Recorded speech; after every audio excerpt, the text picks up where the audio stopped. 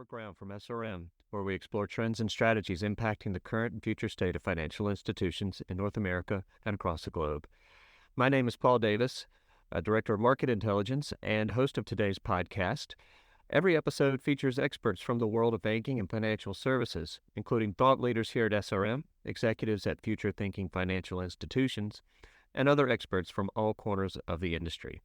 In this episode, I speak with Charles Potts, Executive Vice President and Chief Innovation Officer at the Independent Community Bankers of America. We're discussing ways to build an innovation culture at your financial institution.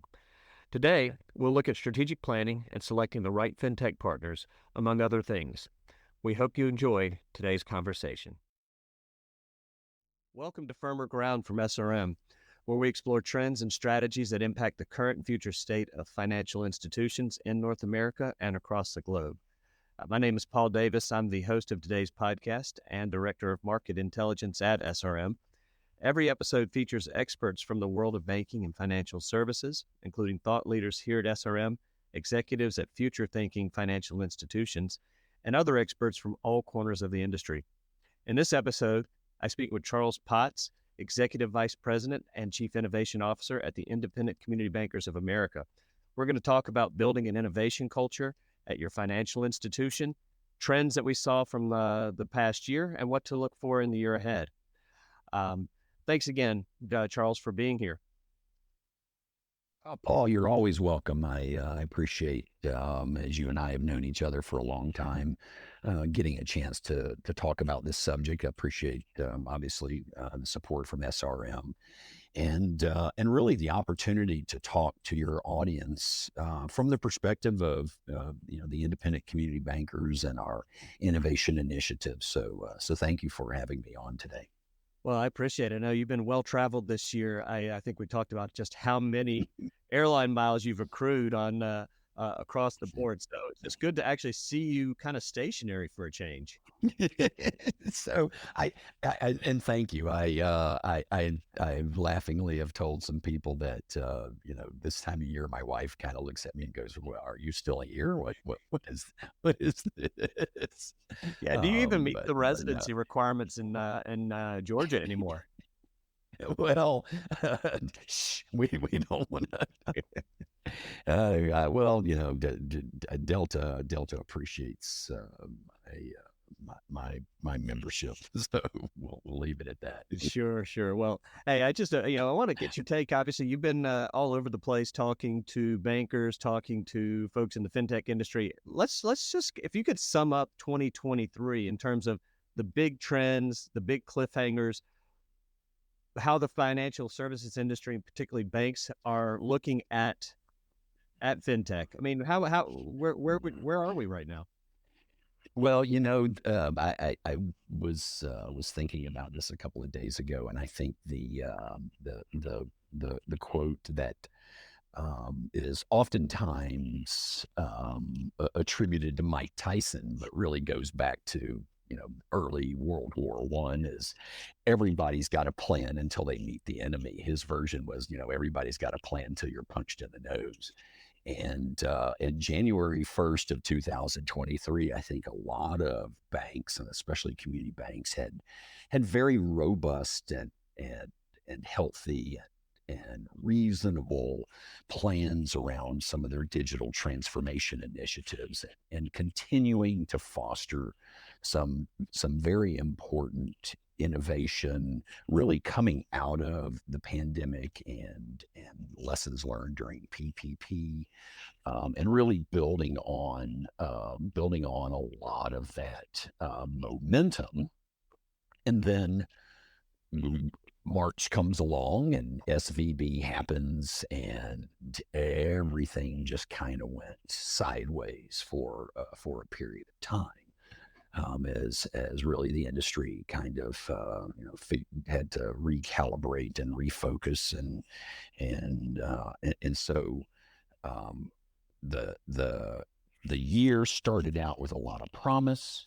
I think it was very very fortuitous that our first ICBA ThinkTECH accelerator cohort that we ran at the beginning of this year in-house for the first time for us, making the decision last year to insource all of this work and really build out a bigger, more robust innovation initiative. Was focused on deposits. It was focused on deposit retention, deposit acquisition, the deposit side of the needs of community banks.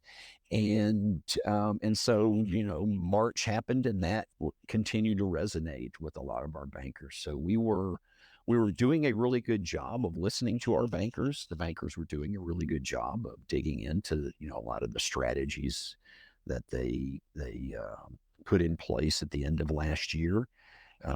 We had to keep moving forward as an industry, and so that keen focus we were able to bring to bear around the deposit innovation, I think has played out very well and done very well at supporting a lot of the bank's needs throughout this kind of tumultuous year that we've seen undertake. Um, Underlying a lot of that, Paul, which really helps inform us as we kind of think about moving into next year, was a very keen focus on data and data analytics and the things that banks need to really be uncovering as they think about how far they're going with their innovation initiatives. And that has allowed a lot of the banks to really build some solid foundations on which they can then now pick up and move their digital transformation initiatives, their innovation initiatives forward at a healthier pace. And we've just been seeing more and more talk about other automation projects. Artificial intelligence has come up a lot, particularly in the second half of the year. Curious what your thoughts are broadly about AI, as well as the application use cases for the banking industry. Yeah, look, one of the I guess benefits of being in the middle of this very important ecosystem between our bankers and the fintech companies is we can help share a lot of knowledge, and we can help everybody learn how these things can support some of the strategies and initiatives that the banks are pursuing, and the explosive, and I wouldn't just say growth, but attention to all things artificial intelligence really allowed or gave a better opportunity for a lot of our bankers to kind of raise their hands, raise up out of, to kind of look up from their desks and say, and ask the questions: what is it? What's important about it? How should I think about it? How could I use it? What can I accomplish? And in a very short period of time, come to terms with something that, frankly, it has always guided our innovation initiatives at the ICBA, and specifically our ThinkTECH accelerator. Mm-hmm. And that is focusing on solutions to problems and not just shiny objects and tools. So pretty quickly, a lot of the bankers were able to recognize and rationalize that AI in all of its forms. And let's not forget, we've been living with predictive AI for decades, Right. Credit scoring and fraud detection. But pretty quickly, I think the bankers that we work with were able to ferret out that these can be important tools if properly applied to very well understood problems and strategies. And with that, we're starting to see kind of the I'll just call foundational or entry level use cases evolve for a lot of the banks. Can I use it to help create some content?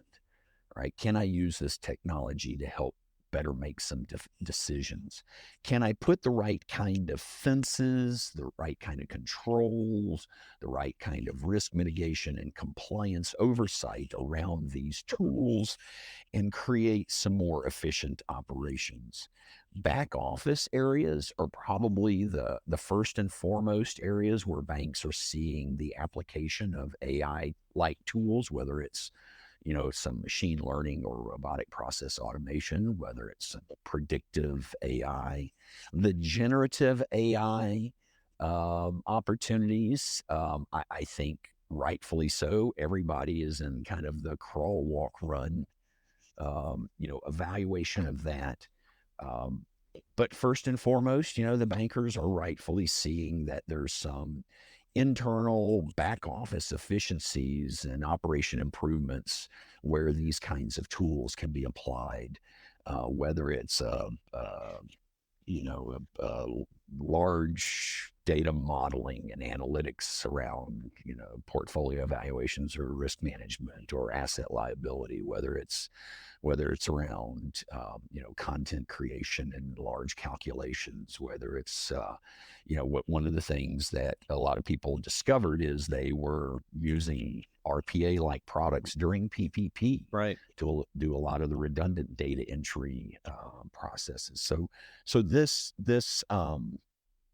very frothy focus on AI this year, I think was a very good thing in that it really allowed our bankers some time to analyze and experiment and think about the ways these tools could improve what they're doing for the banks and ultimately for their customers.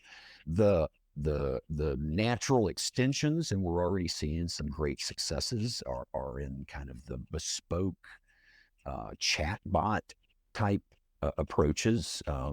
We've had a number of companies come through the ICBA ThinkTECH accelerator, like Agent IQ, who has already had some great success deploying, a community bank bespoke specific solution to help banks like BAC out in California, and that's just the beginning.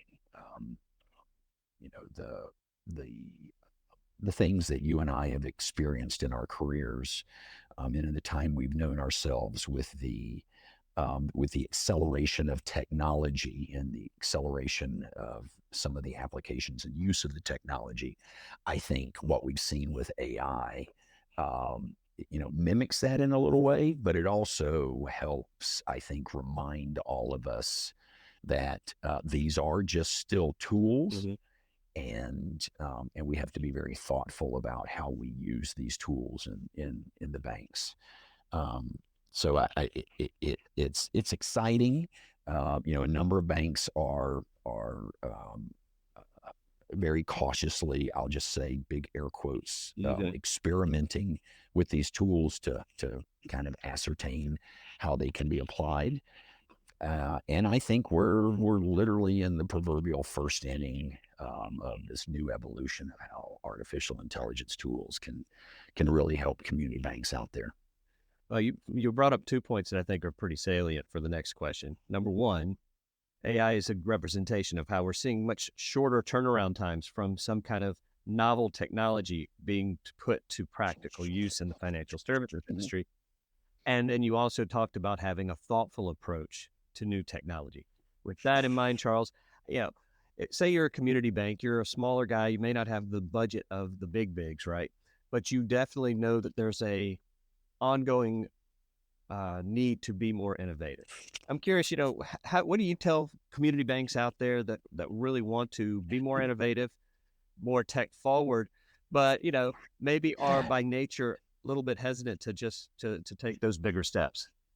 I didn't pay for this softball that you just tossed to me, but the simple answer is go visit icba.org/innovation. Get involved with us. Get involved with our ThinkTECH accelerator program. And in all sincerity, Paul, we are doing some amazing work And that amazing work is really driven by our community bankers asking this very same question. How do we get started? How do we get exposed to this? How do we find ways to solve our problems on par with the size and scale of our operations and have the kind of best of breed bespoke solutions that the bigger banks and bigger fintechs have?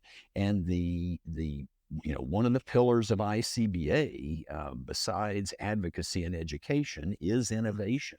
Mhm. And under the innovation pillar, we have built a wide variety of resources to help our bankers on this journey. But it's also important to your question that it's the bankers that are helping inform us about the current problems and challenges. I mean, the reason I said back earlier that our first accelerator program this year under the new in-house initiative of owning and running it ourselves was focused on deposits. And it Right. was because the bankers themselves told us, hey, this is a big issue in the community bank marketplace. We need solutions that can help address this. So our ICBA ThinkTECH Accelerator, our solutions forums, you and I are talking today on Thursday when we just finished our first trial of what we're calling ThinkTech Connect. Hmm. Our webinar series, our solutions directories, our bankers and residents programs, all of these things that we're continuing to build under the innovation pillar are all really designed to help community bankers with this exact question. How do I navigate this crazy fintech landscape? How do I get started? How do I find not only solutions but companies that are mission driven and purpose built to work the way community bankers work and bring the kinds of capabilities they need to be successful? And so, thank you very much for letting me plug what we're doing, because we're going to be rolling into this is mid-December when we're recording this, and starting the first business week in January, we will be launching our sixth accelerator program. ICBA ThinkTech Accelerator Program number 6 Hmm. launches on January 7th. I'd love for everybody out there to again go to icba.org/innovation, apply for, and this is both hybrid, virtual and in person, throughout the 10-week schedule that we run the accelerator program. And we'd love for all the bankers out there to come visit, come see these companies. We have 6 companies that will be in this cohort.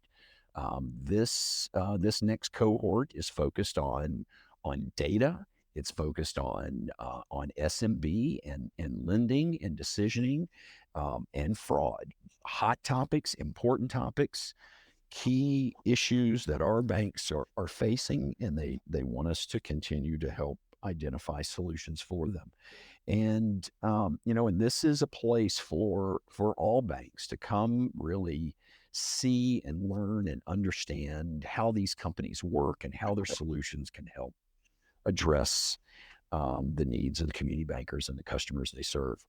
Well, it goes back to how long we've known each other now, Charles. The other thing I think when I hear you talking about this is if you find that strategic and ethical alignment with your outside third parties, you're also mitigating to a degree some of the reputational risk and the regulatory Absolutely. risk that Absolutely. the federal regulators have been banging the drum about for the bulk of 2023. Well, look, it is there are two very important guiding principles that our team and our organization focuses on when we run these innovation programs, whether it's our accelerator programs or our kind of educational oriented webinars. Number one, it needs to be a kind of safe environment where our bankers feel comfortable learning, exposing themselves to new ideas, interacting with these entrepreneurs, helping guide these entrepreneurs. I mean, one of the things that I think a lot of people forget is community bankers are some of the best small business operators on the planet, Hmm. and the chance for them to get to sit down with startup early stage fintech entrepreneurs is absolutely magical and amazing, because this is small business America. This is the small business engine that drives everything that happens in new job creation and activity in the U.S. And so for our bankers to be able to spend time and learn, we have to make sure that this is a very safe and non-threatening environment. So the companies that are being vetted and chosen for this really have been vetted and chosen by community bankers themselves. So they fit the ethos, the culture, the style, and really the substantive approach that community banks, operate under. And the second part of this program, what is really goes to the overarching question, is we have to make sure that these companies have all of the tools and capabilities and knowledge and expertise to help de-risk the ability of our community banks to do business with them. We want these to be, as we like to say, shovel ready Hmm. companies. They need to be ready to go. They need to be buttoned up, and that ability to apply all of this knowledge and expertise that we've accumulated over the years to the molding and shaping of these businesses is a critical part to make sure our community banks feel comfortable that these are solid, buttoned up companies that are going to meet the third party risk management practices that the banks have to employ. And so those two things, the kind of cultural safe environment and the de-risking, is why this is one of the most unique, fintech community bank innovation programs, frankly, on the planet, and the success that we've had, in the 5 years we've been running it is frankly unparalleled. And I know you mentioned a few success stories from the accelerator earlier, but before we close out, are there other companies that you really feel that have come through the accelerator that have already started to have an impact for community banks and the ICBA participants? Yeah, look, Not to single anybody the out per se, but I'm just kind of curious. no, Obviously look, there are we some folks that probably have really hit the ground running. yeah, the Joe Earhart, excuse me, Joe Earhart and his team at Tesla has been, one of those just shining rock stars of a company that was there coming out of our program when PPP was happening, Right. and their ability to really address the needs of the market in a very profound way, is a testament to everybody that was involved. Joe and his team, the bankers that were engaged with him throughout the process, the team at ICBA that was working with them, all of that ecosystem that came to bear, I think was testament to really, ultimately what our vision was all about. And this helps us bring companies kind of through, I say kind of, definitely through the life cycle of relationships with ICBA, to the point that Tesla has become one of our preferred service providers. Hmm.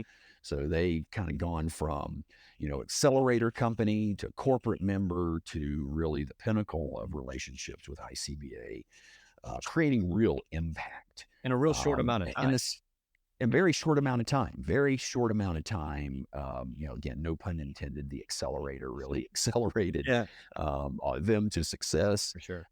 And we've had other companies, Clarivis most recently. Kim and her team have just been rock stars. They have been there for us every step of the way. They have dove in, and contributed and supported our banks. I think at the time we're recording this, they just announced their 92nd customer that they've signed. I mean, that team is amazing. Nathan at the team at Z Suite, Robert in the team at AdLumen, Mhm. the guys at Micronotes, the guys at Quillo. I mean, we have had a lot of, out of the 46 companies that came through the program, 43 of whom are still active companies and active members in the ICBA Community Bank customer base. All of them have had some tremendous impact in one way or another, and ultimately, you know, what our bankers are seeing is part of the de-risking, if you will, is they have choice. You know, there's not a one size fits all. It's not a one stop shop where you only get flavor A and that's it. Mhm. We have created a lot of options and a lot of choice that our community bankers, who are all very different themselves, you know, can take advantage of. And that is a key part of what our team really attempts to do, and make sure that as we look at all of the kind of solution categories where banks are pursuing, you know, options for their digital transformation or their innovation initiatives, we want to make sure there's a robust group of well buttoned up solution providers that can really address those needs. Well, Charles, I appreciate your insight and making the time for us today.